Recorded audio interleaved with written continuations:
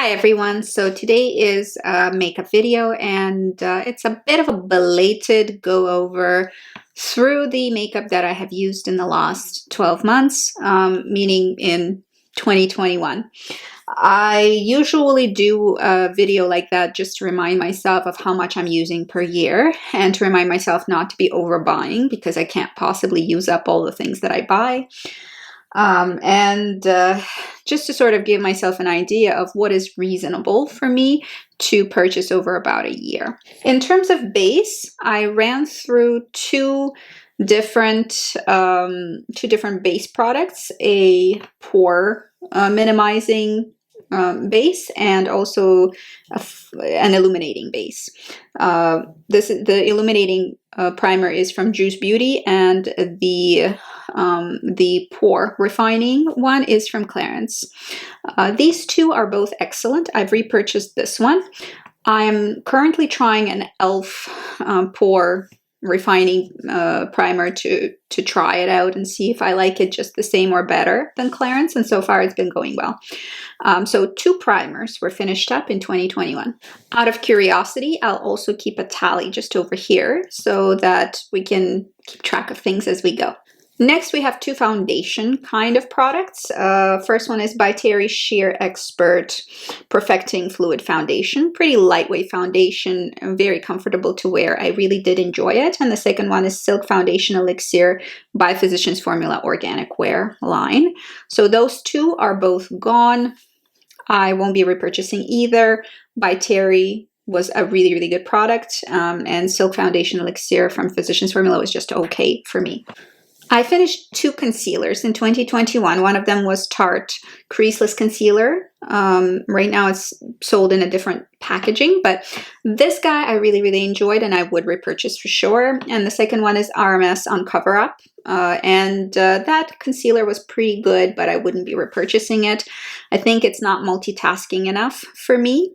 Although in a lightweight way, if I did have a perfect color match, I would probably be interested in buying it again. However, the color match was not perfect, and there isn't a perfect color match in their lineup. I've tested, I've looked, so I won't be repurchasing this one. The Maracuja Creaseless Concealer by Tarte, I do actually really like. However, it's pretty hydrating, so it probably wouldn't suit everybody's needs. It's extremely pigmented, very hydrating in general. Really, really a great concealer. I believe you get a lot less these days in the package because this guy is like immortal. You really would be using it for a very long time. So I think they decided to reduce packaging, but not reduce the price. I suspect that's what happened. Anyway, two concealers are used up, and that's pretty good for me. I have two powders that I ran out of. One of them is Color Revolution powder, very, very finely milled, very nice powder, especially for the price. And the second one is Tarte Amazonian Clay Smooth Operator powder, also a very nice powder. I do like it less. It is very pore reducing, so if your problem is porous and texture, you might really like it, but it does it's not colored, so it's not correcting in any kind of color way. It's just a setting powder. Neither of these I will be repurchasing. Cheek products are always tricky for me. I have two bronzers. One of them is Terracotta Tear that they bronzer from Guerlain, one of the limited edition ones. Now this one's not done. It's giant though, so I do count it as finished because it definitely expired. And I used up maybe, well, a good amount, maybe half of it is definitely used up. So I will be calling it done for myself. And the second product is Buriti Bronzer from RMS Beauty. This one I finished up basically completely. And I do like this product. I may repurchase it in the future. I have repurchased it in the past. This is my second pot of Buriti bronzer. So I might be repurchasing it in the future, but right now I'm good for bronzers, so I don't have a need for an extra pot. Besides, I have been preferring powder products lately just because of the mask wearing. They wear longer generally than do creams. However, I do love the color and I do love the texture and I do love what it does for my face. It's a good sculptor for my skin tone. I do enjoy it. So two bronzers are out. And in terms of cheek colors, I have a Guerlain pot here. This was one of the pressed powder blushes from a while back, and I have used it up completely, and I did take it out from its packaging and put it in a magnetic palette, and I am done with it. Completely and totally used up. And I have another RMS Beauty product. I obviously went through an RMS Beauty kind of period, is the Signature Set Mod Collection.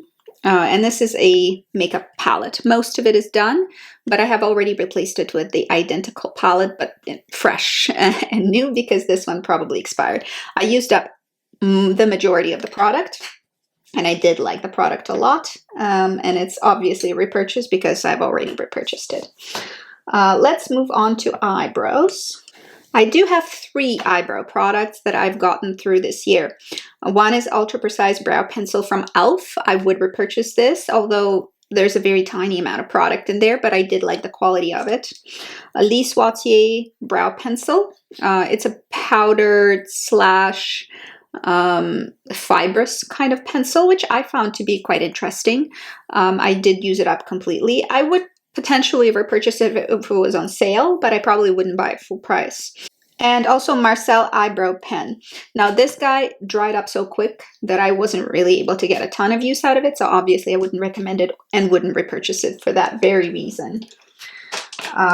Eyeliners I also had a lot of. Turns out I use quite a bit of eyeliner through the years, so eyeliners is something that I can repurchase, whereas cheap products seems to be less popular with me and harder to get through, which of course makes sense because I do have fair skin, so I really don't use a lot of product whenever I use cheap products. So quite a few pencils I've gotten through. I have 3 liquid pens. I love liquid pens, and I do very well using them up. So 3 liquid pens. My favorite is the Stila Stay All Day Waterproof Liquid Eyeliner, and this is just as good as the Kat Von D one. So this is my favorite. My second favorite is NYX Professional Makeup Epic Ink Liner. I like it just as well in terms of performance, but I think that there's more product in Stila, or somehow it lasts longer, although there is 0.5 mils in Stila, and there is 1 mil in NYX. So theoretically NYX has more, but I am somehow able to use Stila for longer. Maybe it has to do with the brush. I will repurchase both of them for sure. I will get back to using the NYX because that was actually quite a good brush liner. That was pretty long wearing and just good quality. So both of them I like. NYX is a bit cheaper, so I might go with NYX. However, both of them are great. One that wasn't so great is the Essence one. It's a super fine eyeliner pen from Essence. It wasn't terrible. I didn't really like the applicator that much, and it did dry out very, very quickly. So I don't think it's worth even the small amount of money that you're paying for it, at least to me, because you don't get to use it for very long, and it's just annoying to have to repurchase, even though it's probably cheaper to even purchase several of these versus one of the Stila one. But I like the brush better, and I like everything about it much better. So 3 liquid liners and 3 pencil liners. One of them is an automatic pencil liner. I've been using these for years. This is Physicians Formula Gel Eyeliner Trio. It comes in a trio. I used up all 3. This is the last one. And then I have a black liner, one of them a double wear black eyeliner Stay in Place Eye Pencil by Estee Lauder. This is an excellent, pretty creamy eyeliner that sets and doesn't move, which I really did enjoy. And the other one is the Kiar Weiss brown eyeliner, which I thought was fine. I wasn't a huge fan of it. I've used it up, but I'm not like swooning over it. I don't think it's the best thing since sliced bread, but it's okay. Let's move to eyes. Now there's only one eye product that I completely used up, which is an eye glitter. And this is Liquid Fairy Lights Crystalline by Pixie by Petra. I used to wear a lot of glitters this past year, but I have backed off the glitter quite a bit lately, so I'm not sure if I'll continue to wear a lot of it. However, this was a pretty good glitter. I didn't mind it. I liked the color. It was pretty. I enjoyed it. I probably won't be repurchasing this particular one. I've used up a whole bunch of mascaras. looks like 12 mascaras. So one a month is about how much I get through, but I usually have 2 or 3 open at the same time, and then I will just cycle through them, and as they dry up or stop working well, get rid of them. A few of them I liked. A lot of them were just okay. For instance, Bare Minerals Lash Domination was all right. I didn't mind it. The brush was okay, a little bit large, but it's a rubber brush, so if you like that, that's fine. I didn't mind it, but it wasn't my favorite. The NARS Audacious Mascara was pretty good. I thought that it was a little too spiky, so I'm not that comfortable to use. This as well has rubber spikes. They are fairly well spaced, and there's a lot of place between the rows for the mascara to get to. So if you like a big, bold, loaded look, then this Audacious Mascara is pretty good. I thought it was fine. Tarteist by Tarte is a good mascara. I did enjoy it. Now this one has the same kind of brush as CoverGirl in the orange tube has. It's pretty similar. So I was pretty used to that kind of a brush. Short spikes, rubber spikes. A lot of the ones that I use are rubber spiked because I do like to really brush the lashes through. So that was very good. Better than the other two, I think, for me and for my preferences. Olaflutter Burt's Bees mascara was just so-so. It has the Hourglass Natural Bristle Brush. I thought that it did load the lashes okay, but it didn't brush through them very well, and it dried up pretty quickly. So this is meh for me. Didn't really love that one. Full Exposure Mascara from Smashbox was pretty good. This has a very big kind of Dior show, big classic spiraled natural bristle brush, and that works fine for a lot of people. It's not my favorite type of brush, but the mascara was pretty good. I did enjoy wearing it, and I thought that it did give very long and not very heavy lashes, which I do like. I like a fluttery lash look. Lise Swathier The Element Volcanic Minerals Mascara. I did like that one, mostly because of the brush. The brush was very loaded with mascara. It's kind of a fluffier but small kind of natural bristle brush. So this is the kind of brush I like the most. Fluffy-ish, so loads the lashes, but also combs through them. So the V Element Mascara was good. Unfortunately, it did dry up a little quickly. And then we have Essence Lash Princess False Lash Effect in the green colored tube. That is one of my favorites as well. It's a cone-shaped small brush, which I prefer. I like skinnier, smaller brushes. I like them to be relatively well loaded with the mascara. And I want them to be either not too spiky rubber brushes or a natural bristle fluffier brushes. This is a cone-shaped brush. Very easy to use, I think. Very good for beginners. It did smudge a small amount on me, so I might try the waterproof version of it. So I thought that was very good for the price especially, but even regardless, pretty good.